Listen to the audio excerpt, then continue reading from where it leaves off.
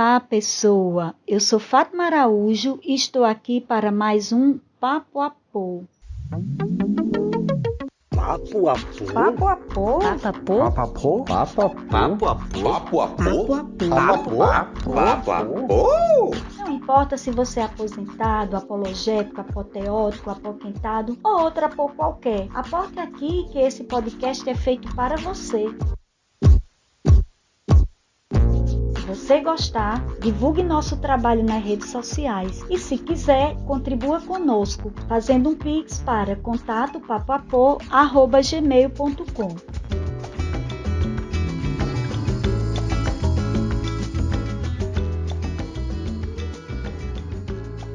No programa de hoje, eu convido você a viajar comigo nas imensas asas de uma das esculturas mais famosas na cultura ocidental e que representa uma deusa grega alada, cheia de encantos e mistérios.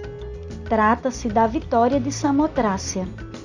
Conta aí pra gente, pessoa, você conhece essa escultura? Ou pelo menos já ouviu falar sobre ela? Pois bem, depois de lhe contar tudinho como se deu o meu encontro com a Vitória de Samotrácia, dos sentimentos que me foram despertados por ela, aterrissarei contigo em solo grego para que juntos possamos entender um pouco mais da sua origem e da sua história. E, como não poderia deixar de ser, nossa viagem terminará com a leitura de poemas inspirados na Vitória de Samotrácia. E aí, vamos voar? Ops, vamos curtir essa viagem juntinhos? O meu encontro com a Vitória de Samotrácia deu-se no Museu do Louvre, em Paris, onde se encontra a escultura original dela, né? Eu já tinha estado outras vezes na capital francesa, mas ainda não tinha tido a oportunidade de visitar o Louvre. E nessa ocasião, eu estava com uma companheira de viagem que entende muito de arte. Então, nós decidimos reservar uma tarde inteirinha para visitar o museu. Claro que isso não foi o suficiente, você sabe, né? Vimos, quiçá, 25% do acervo, porque você sabe muito bem, apreciar é bem diferente de apenas olhar. Lembro que nem bem começou a nossa visita, nos deparamos com o pavilhão da Mona Lisa. E, como todos sabem, ali o tumulto é grande. O silêncio quase sepulcral dos demais pavilhões é completamente quebrado à medida que você se aproxima daquela sala. Pessoas esbarrando umas nas outras, muitos ais e os, tudo para ver a Gioconda, como também é chamada a Mona Lisa. Como resultado desse encontro, eu tenho apenas uma foto tomada com umas 500 pessoas estranhas que estavam tentando fazer o mesmo que eu, e ela, lá no fundo, grandiosa em importância, mas minúscula em tamanho. Então, essa é a minha memória da obra-prima de Da Vinci, né, que é a Mona Lisa, como creio que é a de tantos que por ali passaram. Depois disso, seguimos o percurso bem aleatório da nossa visitação. E foi assim que, sem aviso prévio para preparar a alma, sem tempo para recobrar o fôlego, depois de subir uma escadaria enorme que dava acesso a outro pavilhão, eis que surge diante dos nossos olhos aquela criatura enorme.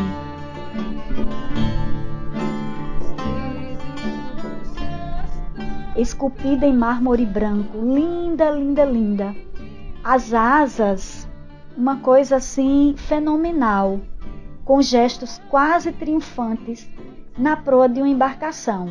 Confesso que vim saber que ela está esculpida sobre um pequeno navio muito tempo depois. Pois me diga, quem vai olhar para um pequeno navio se o que está esculpido sobre ele é uma deusa grega considerada a beleza em movimento?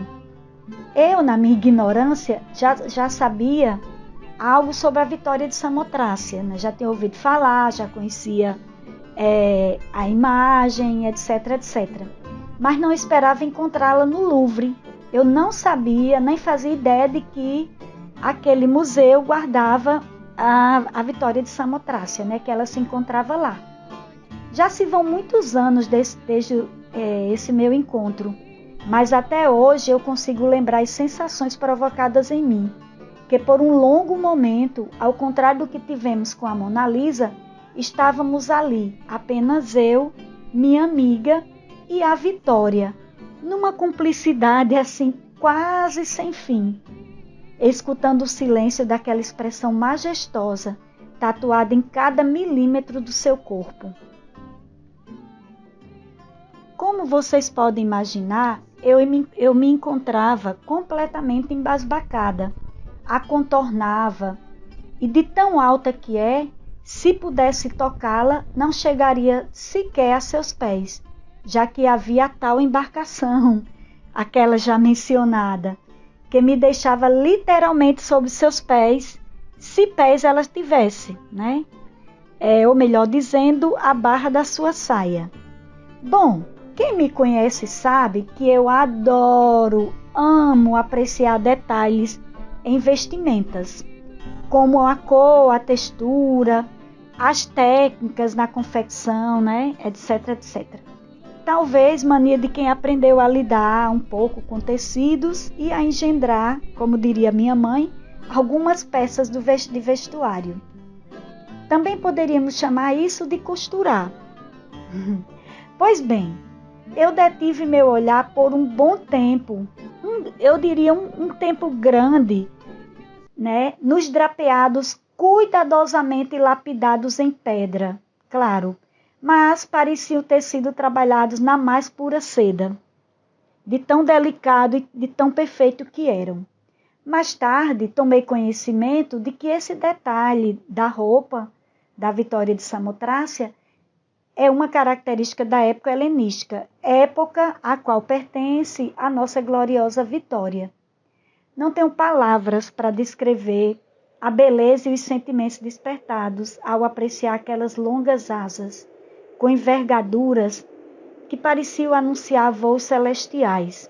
Não tem como não se sentir livre ao apreciá-las, pensei. Mas, para mim, elas representam a mais pura tradução do sentimento de liberdade. É isso mesmo. A mais pura tradução do sentimento de liberdade impressas na imensa envergadura daquelas asas.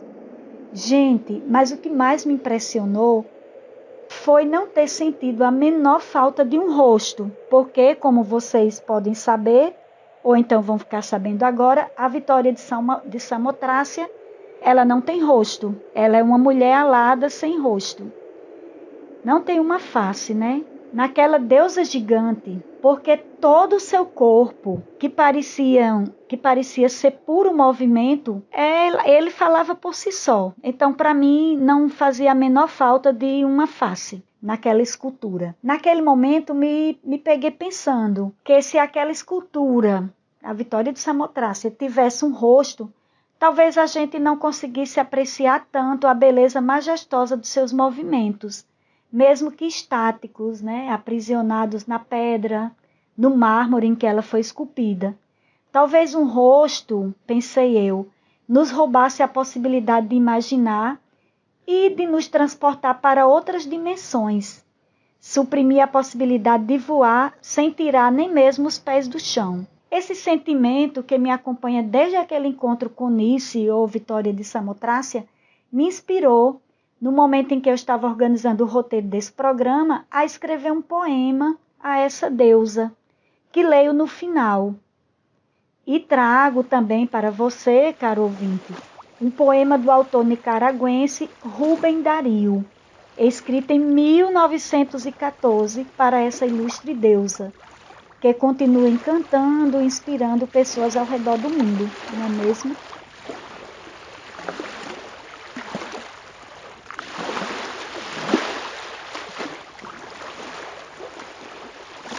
Mas, quem foi ou quem é Vitória de Samotrácia? Você deve estar muito curiosa, não é? A Vitória de Samotrácia, também conhecida como Nice de Samotrácia, é uma escultura que representa a deusa grega Nice, ou Vitória. E essa deusa personificava a vitória, força e velocidade. Estima-se que algum escultor desconhecido e sem muita fama, imagina se a tivesse, não é? Teria sido o criador desta mulher alada, tida como a beleza em velocidade, uma obra-prima da época helenística. Para exaltar a originalidade de seu estilo e a imponência de sua obra, foi decidido que deveria ficar em um local que chamasse a atenção, preferencialmente bem no alto, no topo de algo, olhando para o mar aberto. E assim foi feito. A mulher alada foi colocada na proa de um navio, provavelmente para celebrar a vitória de Rhodes na batalha naval contra Antíocos III. Essa batalha aconteceu entre 2022 a 187 a.C. Esta era uma maneira comum de os gregos expressarem sua homenagem aos heróis de guerra. A vitória foi descoberta pelo cônsul e arqueologista amador francês Charles Champollion em abril de 1863, nas ruínas do Santuário dos Grandes Deuses, na ilha de Samotrácia. Daí a razão do seu nome. Destruída pela ação do tempo, o arqueologista a encontrou fragmentada em 118 pedaços, que foram montados no próprio Museu do Louvre, em Paris, onde a Vitória de Samotrácia encontra-se em exposição na escadaria Daru. Um dos grandes mistérios que rodeiam essa escultura, de quase 3,5 metros de altura, pasmem, nunca foi solucionado. Sua cabeça parece ter se perdido para sempre.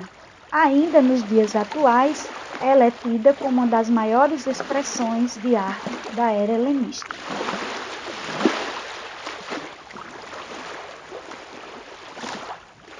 Agora, deixo vocês com os poemas que foram produzidos, inspirados nessa gloriosa deusa.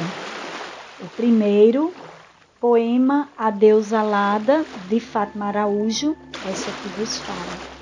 Viver assim em estado alado, neste corpo sem face, em branco mármore quase aprisionado, desperta em mim sentimentos mil. Ó mulher alada, que mistérios carregas, em que oceano perdestes a tua face? Ou será que ela, invisível aos olhos, em gestos banais, sorriu ao mundo e a nós, réis mortais? Em que mares navegastes? Ou será que, nascida dos céus, rasgando brumas, como águia etérea, eternizaste sua existência nas profundezas das águas? Ó deusa Vitória, quantos mistérios encerras nesse corpo etéreo, quantos voos ensaias e quantas marcas carregas na envergadura grandiosa de tuas asas. Ó ave mulher, beleza em velocidade, és por si mesma tradução de liberdade, com face disfarçada, inexistente. Mas me pergunto, para que um rosto, se teu corpo fala, e é um convite a contemplá-la? Para que um rosto, se criastes asas, que a todos encantam e anunciam voos numa imponência quase sagrada? Ó deusa grega, leva-me contigo na proa de um navio, ou, guardada em tuas asas, sobrevoemos o Olimpo. E depois, desculpe-me a audácia, mas aterrisse comigo em Samotrácia. Mostra-me tua ilha casa, teu berço mar, desvenda-me teus mistérios e, se possível, minha deusa alada, ensina-me a voar.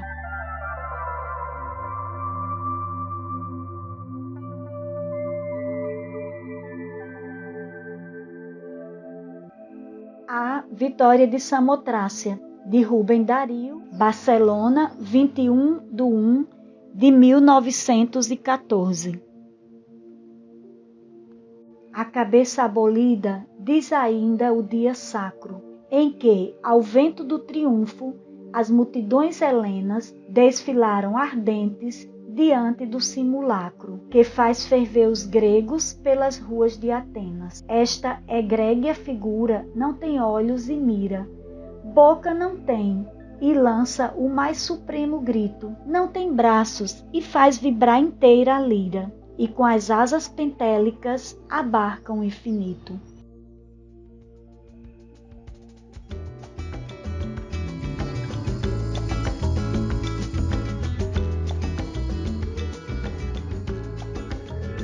O Papapô é um projeto sem fins lucrativos, nascido durante a pandemia, para levar veganismo, arte e ciência até você.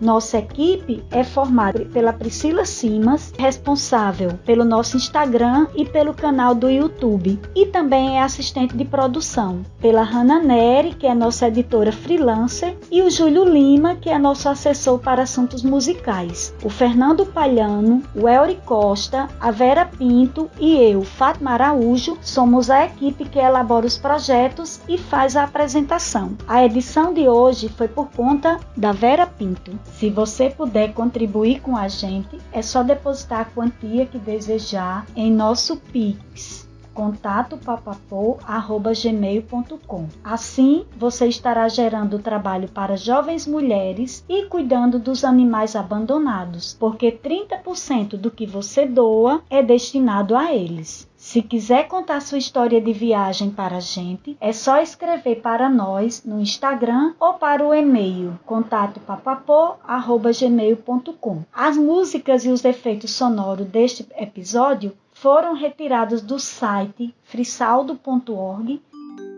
É freesound.org, Fátima. E da biblioteca de áudios do YouTube. Os materiais utilizados para criar o roteiro desse episódio estão disponíveis nos sites www.wikipedia.org/Vitória de Samotrácia, www.acropole.org.br e no blog www.blogdocastorp.com. A Vitória de Samotrácia, de Rubem Dario, traduzido por mim.